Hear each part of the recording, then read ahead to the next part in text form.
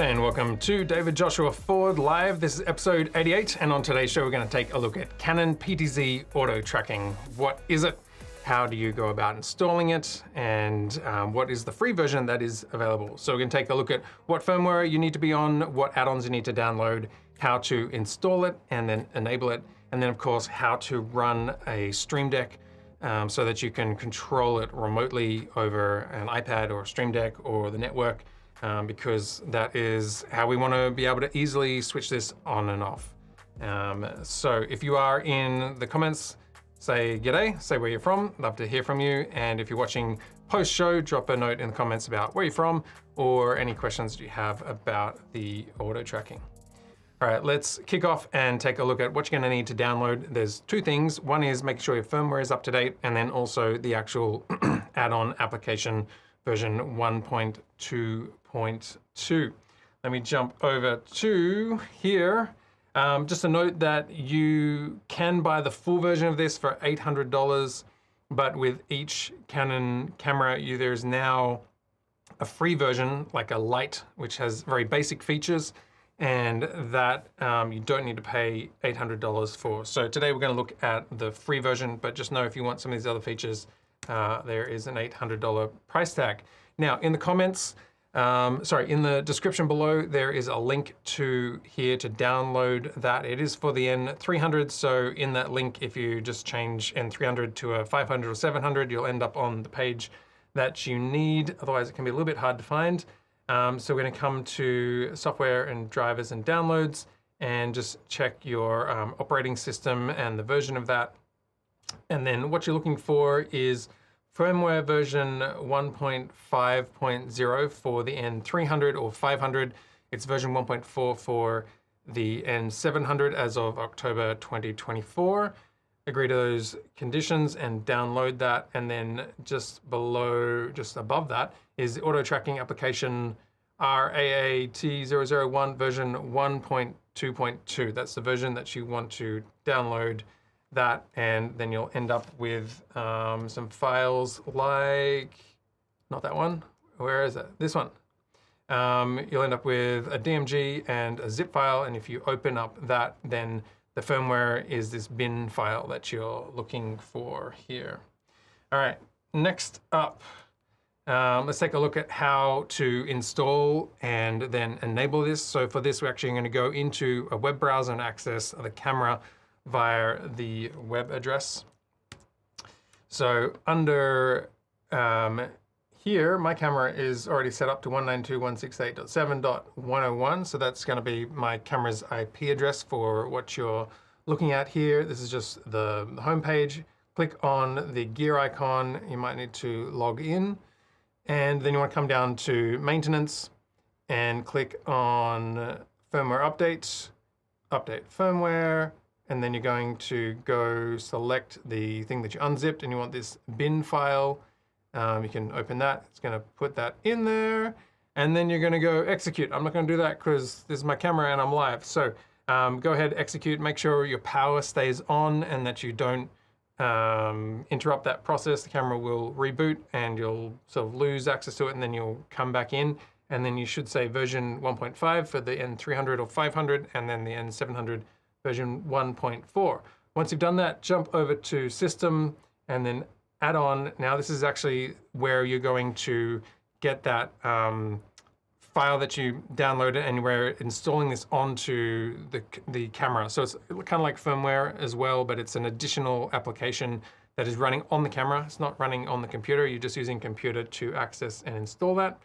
Again, click on this file here, and you're going to get the DMG here, open that, and then you can click install. Once you've installed that, you can select the auto tracking application, and this section down here will open. It'll look like this, and you can go startup.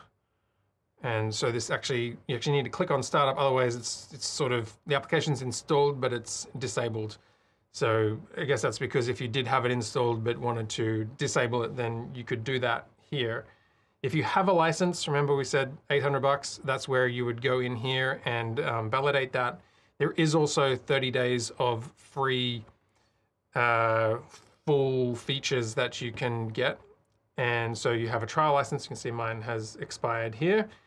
And so that's where you would go in and do that. And then this add-on top page, this is where you can click to open, and it will open up in the actual tracking page. The other way to access that, if you're more used to this side here where you set your exposure and all of that, if you come over to other functions, now that you've installed it, you've got this add-on function here, go view, select, and then you can go open. And again, it will open it up into this one. I'm just going to close down extra tabs here. Jumping around a bit. Okay, so we have not many things enabled here. So in the tracking app, let me just go into disable my PTZ. Sorry, I just got to disable my upstream key. Turn this one off. Okay, so under these gear icons, this is all the full features that you'll see in here. So pan and tilt, operation control, initial position, you have tracking target, composition, auto select exclusion area, tracking halting area. So all of these advanced features are not available in here.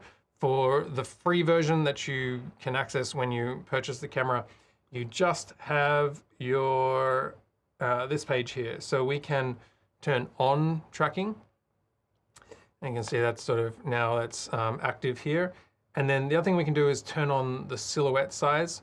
On the paid version, you've got 5 different levels of that. On the free version, you've only got level 2 and level 4. So even if I select level 1, it's going to jump to level 2. So this is the wide, and then this is the close.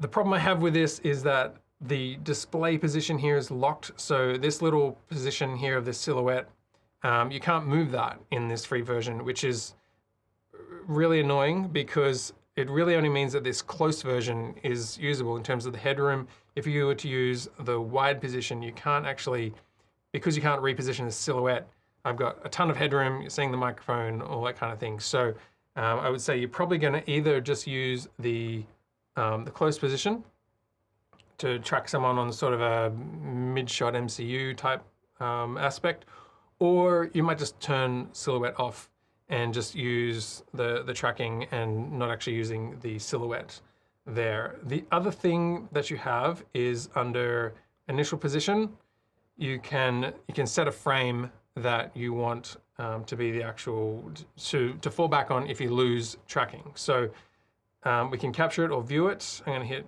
view. This is what I had set before, but I could come across here and this is why I don't like these controls on the web. And we're gonna go wide. So pull this one out. So say I wanna set a larger frame to fall back on so that if I lose tracking, it will pull back and it will rediscover me. So I can go capture.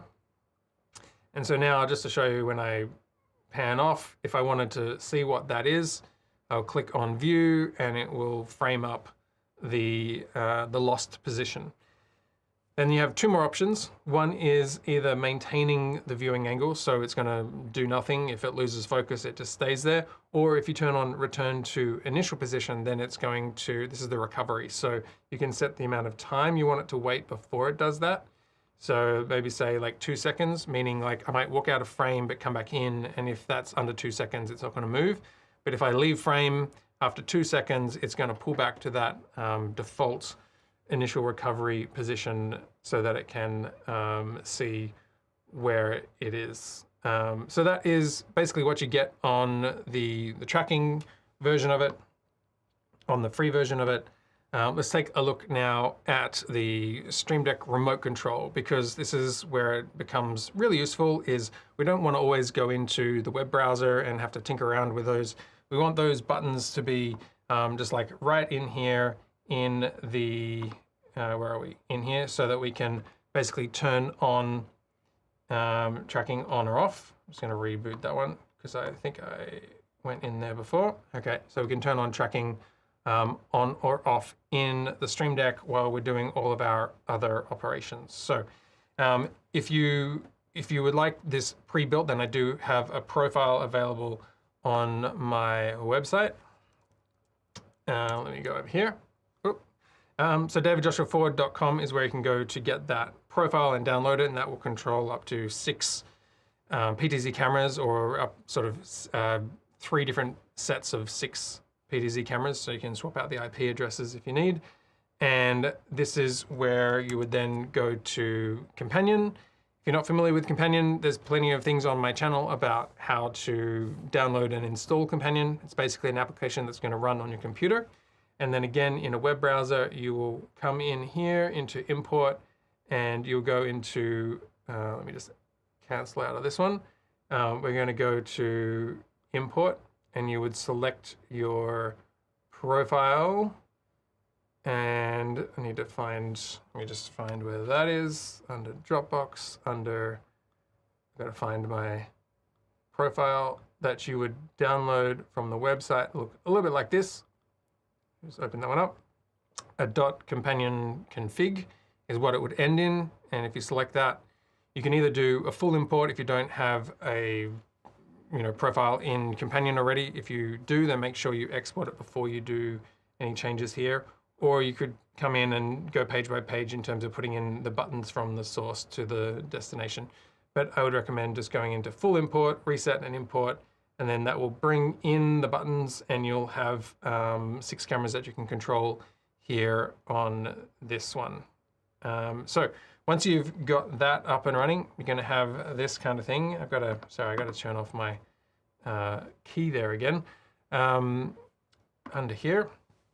And you can actually have that across 4, let me go back to here, 4 Stream Decks. So you can have your sort of homepage here, which is selecting all of the cameras and moving them around. And then you've got your recall buttons, up to 36 buttons there, and your adjustments here, and then sort of a menu page to jump around.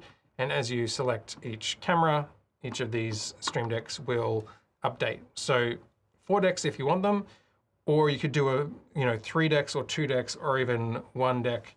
So let's zoom into, what are we on? Camera 2 into this one. And you can run the whole profile just by 1 Stream Deck. So if I select the cameras along the bottom here, 1 to 6, so I select camera 1, and then you've got either your recalls from 9 to 36. On your homepage, you've got 1 to 8. And then you've got your adjustments here for further exposure, or some of the auto tracking adjustments that we have going on there. So let's take a look at them. We've got tracking on at the moment, I think. So it's tracking me around. If I found my position and I wanted to turn that off, I could just turn that off, and now it's not tracking. And the other one that we can do is turning on the silhouette. So I got to turn on my tracking. Now remember, we said we had the silhouette, which was on the wide or on the close. So you can basically toggle between those 2 settings by pressing this button here. Or if you hold it down, it'll turn off that silhouette, and it's just going to be using the auto tracking. Then over on the adjustments page, this is where you've got your lost recovery. So you can set this button here, set lost frame. Every time you press that, it's just going to remember wherever the PTZ settings were. And so now this is my sort of fallback frame that I have. And then we have our lost recovery on or off. So I can either turn it off if I don't want it to recover when it's lost, or turn it on. And then on there's a few buttons below here that don't show up on the Stream Deck, but on the iPad version, they are there. Otherwise, on the computer, you can set the time that you want for recovery. So just jump over to here, and so you'll see the same buttons here. So I can adjust the amount of time for 1 second up to 30 seconds. I'll set it like 2 seconds, and I'm just holding down Shift here. So if I hold Shift click, it's going to action these buttons. Or I could turn off lost recovery, and I can also turn off auto tracking that way. So that is how that operates, and hopefully that makes sense. So just to recap, if you go to, where are we? davidjoshuaford.com, this is where you would get those pre-built profile that you can then control the free version of the auto tracking from. All right, hopefully that was helpful. Let's take a look at who's here in the chat. Good to see some people. We have Oignon. I'm sorry if I pronounced that wrong. From Switzerland. Great to have you here. Fast forward from Paris. G'day.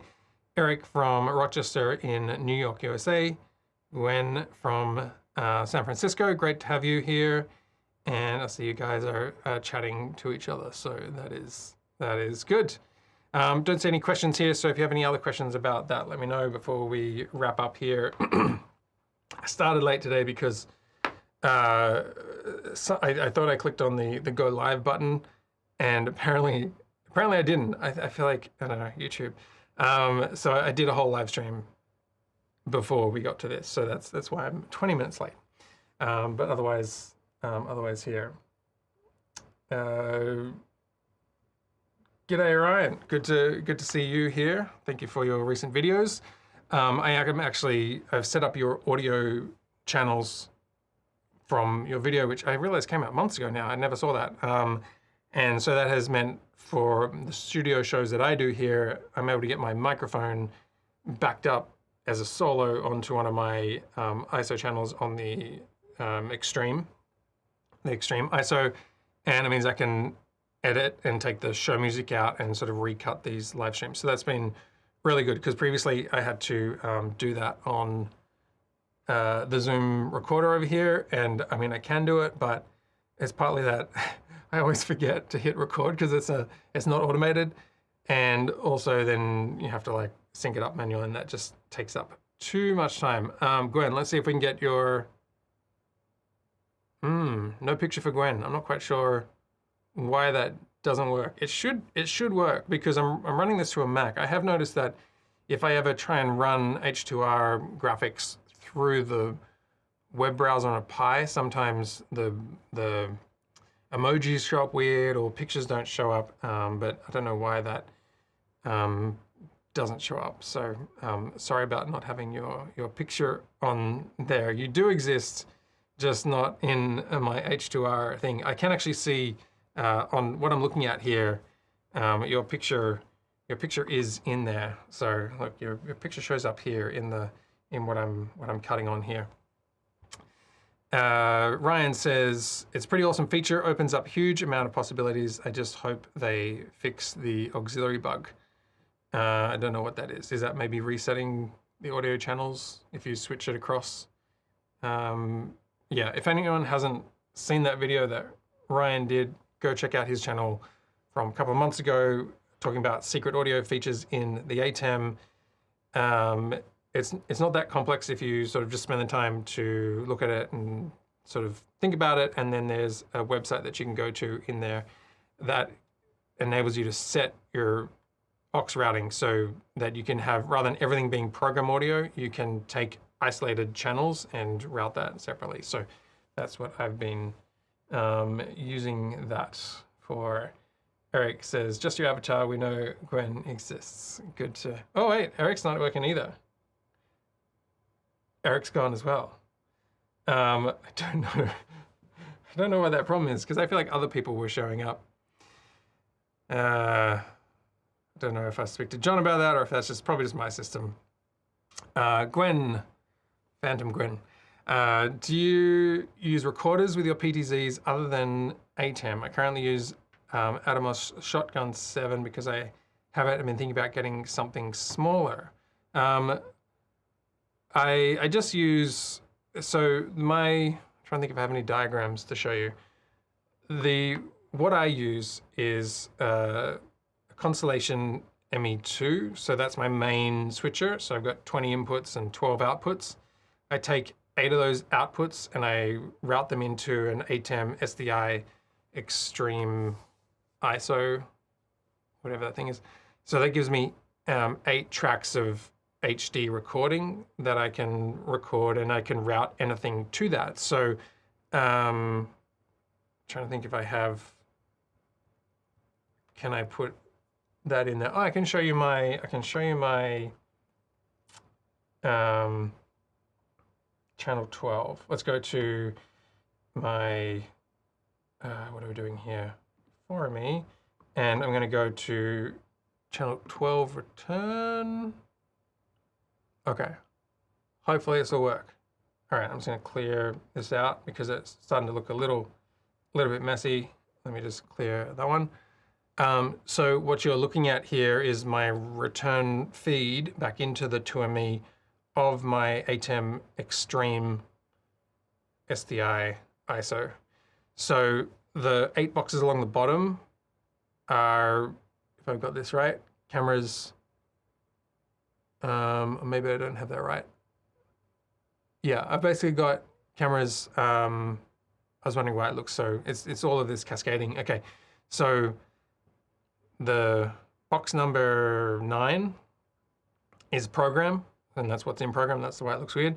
And then I've got box number 10 is an ISO, like a clean feed of my camera 1, camera 2, and then I've got my camera up here, and then I've got my rear camera, and then I've got my Mac display for showing things on the computer, and then I have super source and something else as well. So these are my 8 channels, and I can route whatever it is that I want to capture. But the problem was that the audio that ends up on these was only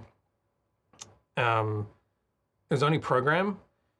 But now what I've been able to do using Ryan's secret audio is box number 9 is still getting program audio. So that's my program cut with program audio. But then on SDI 2 input, so this is camera 1 of the main shot of me, I've taken out the program and I've just routed my microphone into this channel. So it means that once I load up this 8-track video recording into DaVinci, then I know that on this channel is going to be just my voice. So I can take out the intro music and I can sort of recut the live show to do a post show. And then on camera 2, which is this one down here, I've routed the music, not if I need it. I mean, I don't really need it because I could always just pull it back in. And then the rest of them just have program because I'm not really using much else. But that's kind of how I've separated the audio so that in post, I can take out the music and recut my voice. So that's what I'm using for recording. All of that is an HD workflow. There was a period of time, let me get me back to something a little more palatable like this. There was a period of time where I was looking at this camera, so my main PTZ camera, rather than outputting 1080 over the 3G SDI, outputting 4K over the HDMI, and then potentially going into a hyperdeck to record a 4K version, and then take a 3G out of that, which you could put a clean feed and downsample it, and then put camera 1 via the hyperdeck into the switcher, so that then I would have a 4K version of my master shot. But then I don't know, I think it wasn't even the setup of it, it was just the like, I don't know, getting everything in sync, and then the post-production, you know, it's more things to sync up. And for what I'm doing here on YouTube, the HD is fine. I mean, the other thing to think about too with 4K is the file sizes, because 8-track, and I do delete some of them, but I'll do an hour of this show and I end up with 250 gigabytes. And if I do that once a week, then that's a terabyte a month. You know, it's 12 terabytes in a year just on a live show that I could quite easily generate. So I've got to sort of think through the data rates, which is something that I would love. I don't know if they could, but Blackmagic, if they could, like, because I can have a, like the Mac file, like this sort of screenshot ends up being about 2 or 3 gig, whereas this shot ends up being about 26 gigabytes. So it's much, or maybe even like 35 gigabytes because the data rate's so much bigger. Versus if I'm the program that is streamed, so the one that ends up being the one that's cut, that ends up being probably like 3 gigabytes across an hour. So it would be really great if Blackmagic would enable us to set the data rate of the ISO channels and to limit that, because there's some functions where You know, maybe you got a long ass conference and you don't need like the highest bit rate. You just need a record of it, and you don't want to have to file manage 250 gigs an hour. So I think it would be really nice to be able to set that one up. That's my 2 cents on that. Good call, Gwen, on being a ghost. It is Halloween. We are a week or 2 weeks away from it. So I hope you got your costume worked out. We're trying to work out what to do with Coco. Last year she was Coco Chanel and she walked around with her little handbag. So this year we're gonna have to think up something to dress her up in. Eric says, I think full HD frame size and rate has worked for this channel. Perfect, lower rate, less storage, and less work. Thank you for that. Yeah, I think the equipment that I keep on purchasing is as much as possible 4K capable. So like I've got the Hyperdeck, what do you call it, HD Plus or whatever, like the 6G version, so it can do 4K playback, and I've got the Web Presenter 4K, because I felt like it was a couple $100 more, and then, you know, years from now, these will be pieces of equipment that I can put into other racks once everything gets upgraded. My Constellation, so the heart of it is still the HD version. I haven't upgraded to the 4K version because, you know, it's $1,600 of money I've already spent, and I'd have to spend another, I think it's like $3,500 to get the 4K version. And as nice as that would be, you know, I'm not making the Criterion channel here. So I think for these live streams and tutorials, the HD is fine. Less data rate as well. Although it is interesting with the, if I was to record all through Hyperdeck, you get a lot more flexibility over the data rate and frame size and all that kind of stuff. So I could change it up that way. I think a lot of my connectors and like bidirectional connectors are 3G, so that's probably something I would have to switch up. But for the moment, 3G is still working pretty good. Yeah, just back to Gwen's comment here about currently using the Atomos Shogun 7. You could get a Hyperdeck, you could get, I don't know, I've never really used the Atomos Shoguns. Just never went down that route, but certainly one way that you could go.